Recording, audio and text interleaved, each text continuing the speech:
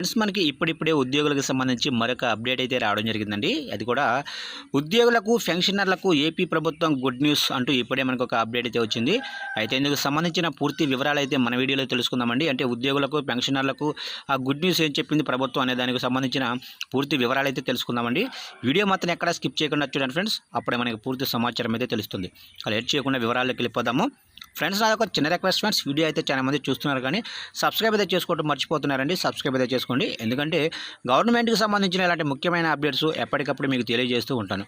Late చేయకుండా టాపిక్లోకి వెళ్ళిపోదాము. ఇక ఏపీ సర్కారు ఉద్యోగులకు పెన్షనర్లకు శుభవార్త చెప్పింది. ఈహెచ్ఎస్కు సమాంతరంగా మెడికల్ రీయింబర్స్మెంట్ స్కీమ్ కొనసాగుతుందని ప్రకటించింది. ఇక మెడికల్ రీయింబర్స్మెంట్ మరో ఏడాది పొడిగించినట్లు తెలిపింది.